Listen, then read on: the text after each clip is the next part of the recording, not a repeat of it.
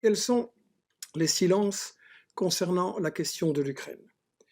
Eh bien, le fait que tout d'abord, le gouvernement de Kiev et les États-Unis, la Grande-Bretagne, etc., s'appuient sur des nazis, sur des néo-nazis purs et durs, des antisémites en plus. On en a des images très claires, ils tiennent le haut du pavé à Kiev, ici on les voit en démonstration. Euh, Ici, les symboles nazis à peine recyclés, donc c'est très très clair. Et il joue un rôle en première ligne pour des provocations, je pense, qui expliquent les événements comme ils se sont déroulés. Euh, on ne nous dit pas qu'en fait, depuis un bon moment, il y a des chars ukrainiens à l'est et des chars du gouvernement à l'est et qu'il y a des bombardements, que ça ne vient pas de Poutine qui jusqu'à présent ne réagissait absolument pas, mais que ce sont des violations qui viennent du gouvernement. Vous avez ici un rapport, enfin c'est la couverture une carte d'un rapport par l'Organisation de la sécurité et de la coopération en Europe, donc c'est une organisation de monitoring, de surveillance en Ukraine, tout à fait technique, neutre. Et ces gens disent que la plupart des violations de cessez-le-feu observées au 18 février venaient du gouvernement. Il y a, et je vais vous montrer ça dans une petite vidéo très courte aussi, il y a un reporter US très courageux qui est allé là sur place et qui montre des écoles et des villages bombardés par le gouvernement. Et ça, c'est des images qu'on ne nous montre pas dans nos médias. Je vous le passe, c'est très très court. Il parle de façon difficile à suivre tellement il est bouleversé, mais voilà. And right now we are in the Kievsky district of Donetsk, the capital of the anti-Ukraine government, Donetsk People's Republic forces.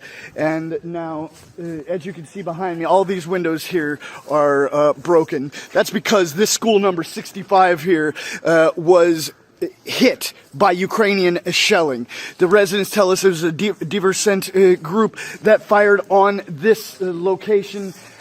This is a second school. And also a man's lost his life. Now we can see the impact here behind me.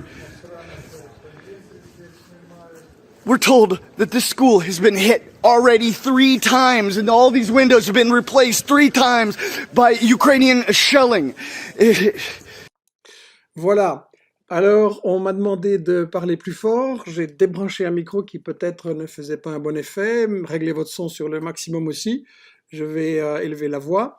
En fait, je disais que les médias ne parlent pas de cette situation des victimes bombardées par le gouvernement de Kiev, par les alliés de l'Occident.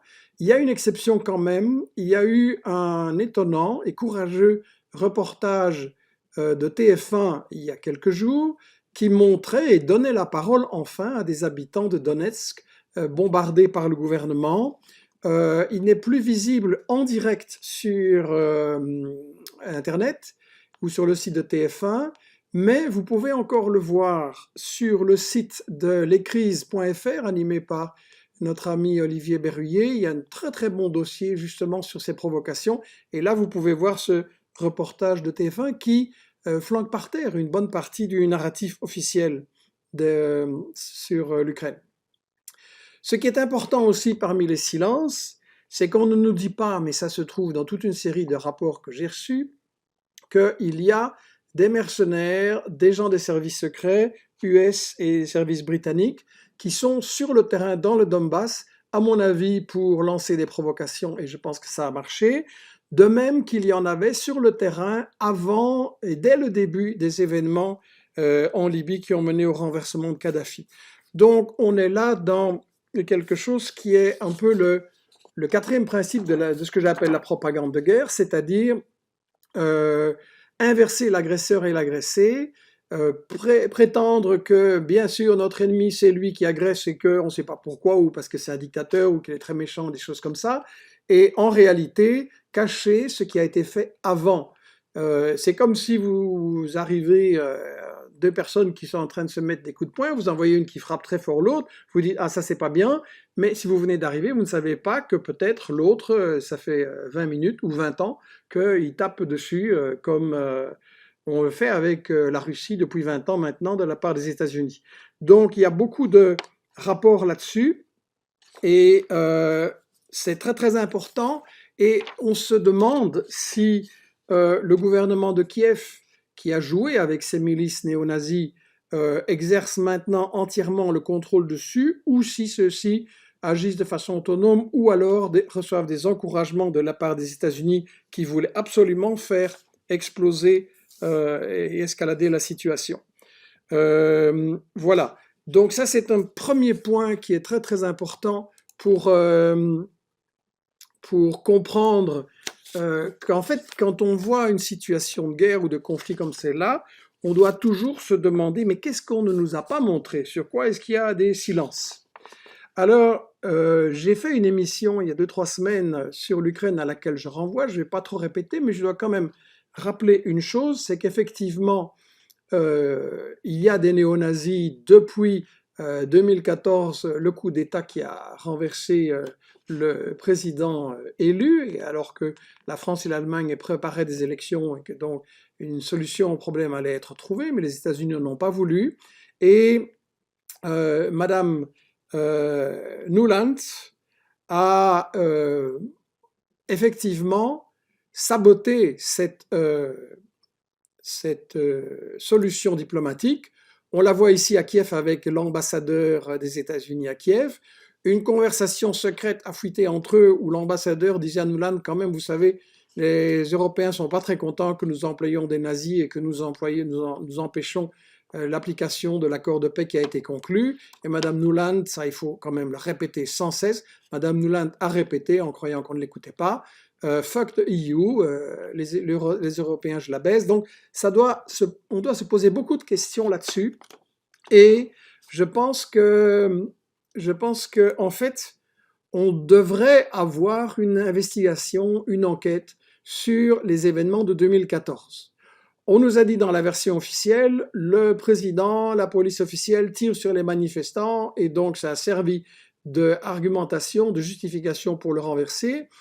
Or, il y a une autre thèse avec des arguments assez sérieux qui dit qu'en réalité, ce sont les agents des États-Unis, le futur régime, qui ont engagé des snipers pour tirer et sur la police et sur des manifestants. C'est un scénario qu'on avait déjà vu à Caracas, qu'on avait déjà vu en Lettonie précédemment.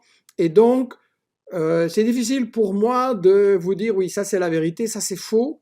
Je viens de recevoir tout récemment une étude canadienne à l'université d'Ottawa, le massacre des snipers sur Maïdan, et ils disent qu'en ayant analysé une série de vidéos, toutes les vidéos disponibles, et en synchronisant le son des tirs et les images des gens qui tombent, etc., la thèse du gouvernement actuel s'effondre et que c'était bien ce qu'on appelle en anglais false flag, un attentat sous faux drapeau.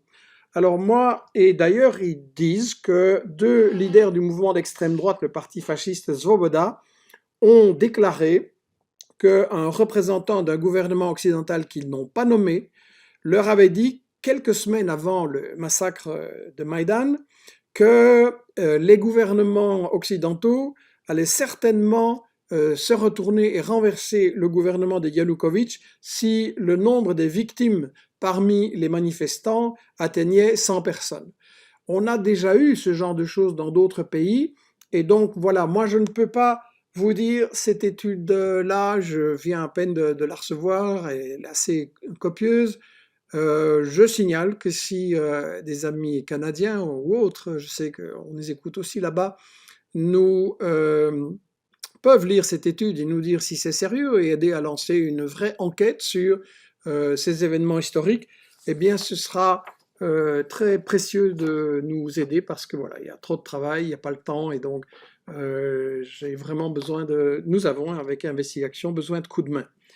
L'idée que des les Occidentaux utilisent des fascistes pour leur sale coup, c'est pas nouveau. Ça s'est déjà passé en Yougoslavie avec l'utilisation du fasciste croate Franjo Tuđman, du fasciste dit musulman, mais ça n'a rien à voir avec la religion, Izetbegović, qui avait été, dans sa jeunesse, qui avait travaillé avec Hitler, et Tuđman était un antisémite, Izetbegović était un raciste profond, et il avait collaboré avec Al-Qaïda.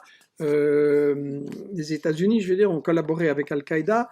Donc, il y a un vrai problème. Poutine parle de dénazification de l'Ukraine. Il y a un vrai problème. On ne prend pas au sérieux la question du nazisme. Je rappelle que l'Union soviétique a porté le poids de cette tragédie, qu'elle a subi entre 23 et 30 millions de victimes selon les calculs, que c'est elle qui a vaincu le nazisme, et donc dans toute la population là, ça reste un héritage psychologique culturel très important. C'est eux qui ont vaincu le nazisme pendant que les États-Unis attendaient tranquillement à la maison pour tirer les marrons du feu et intervenir au dernier moment. Donc je crois qu'on doit prendre très au sérieux cette question de l'utilisation des nazis par les gouvernements dits démocratiques.